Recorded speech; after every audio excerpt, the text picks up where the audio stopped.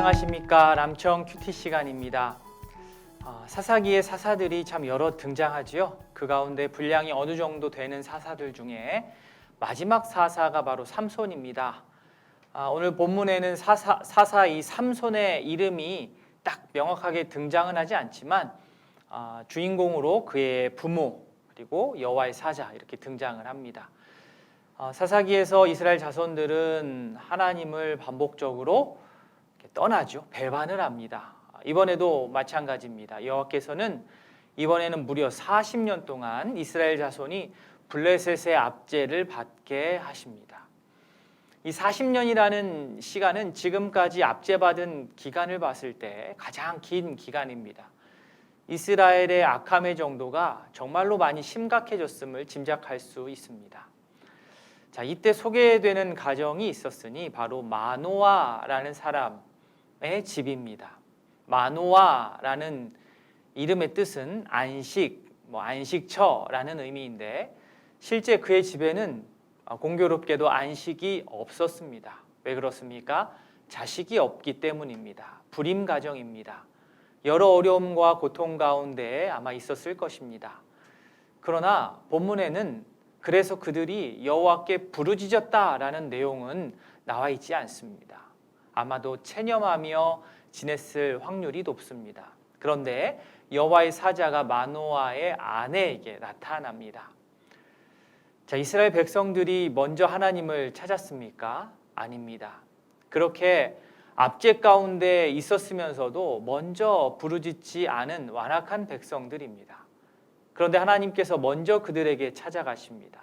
마노아와 그의 아내가 여호와께 부르짖었습니까? 아닙니다. 그런데 여호와의 사자가 먼저 그 가정에 찾아갔습니다. 즉 구원의 시작은 나의 노력이나 어떤 회개에 있는 것이 아니요 하나님의 긍휼하심에 있는 것입니다. 하나님께서 그냥 그렇게 해 주신 것입니다. 그래서 우리에게는 자랑할 것이 없습니다.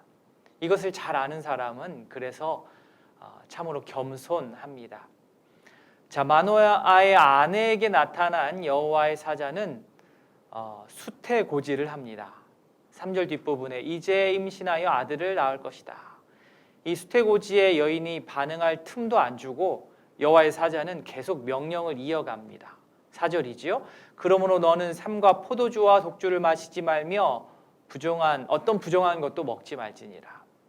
이 4절에 두 가지 명령이 들어 있습니다. 첫 번째는 임산부가 될 여인은 포도주와 독주를 마시지 말아야 합니다. 둘째, 또한 그녀는 부정한 것을 먹지 말아야 됩니다. 그 이유가 무엇입니까? 3절에 나오듯이 임신해서 아들을 낳을 것이기 때문입니다. 5절에서도 같은 맥락의 이야기가 이어지지만 이번에는 임산부의 입장보다는 아이의 입장이 추가가 됩니다. 5절에 네가 아들을 낳으리니 그의 머리 위에 삭도를 대지 말라. 하나님께 바쳐진 나실인이 된다. 여기서도 명령이 나오는데요. 그의 머리에 삭도를 대지 말아야 합니다. 그 이유 첫 번째, 이 아이는 태어나면서부터 하나님께 바쳐진 나실인이기 때문이고 두 번째, 이 아이가 블레셋 사람의 손에서 이스라엘을 구원할 것이기 때문입니다.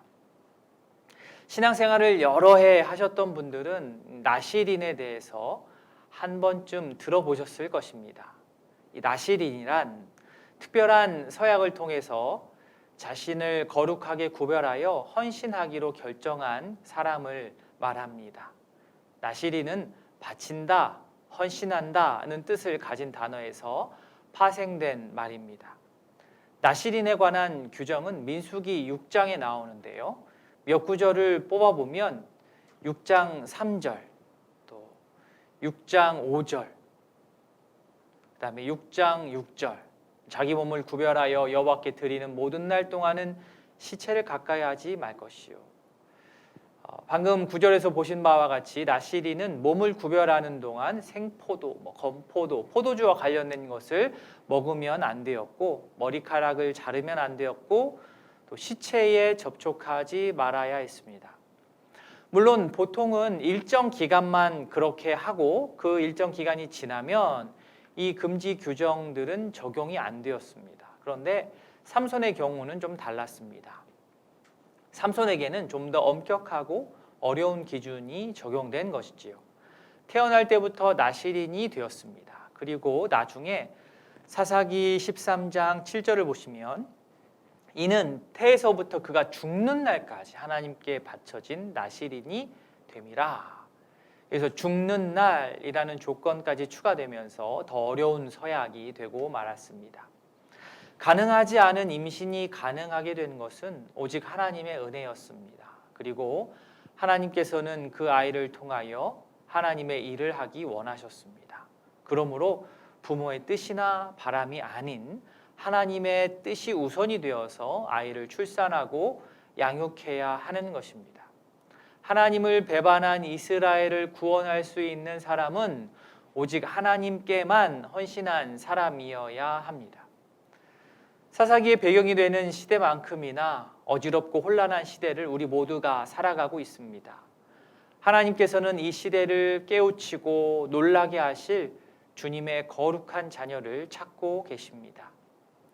물론 오해하지는 마십시오. 세상과 소통이 되지 않는 꽉 막힌 어떤 근본주의적인 종교인을 하나님께서 원하시는 것은 절대로 아닙니다.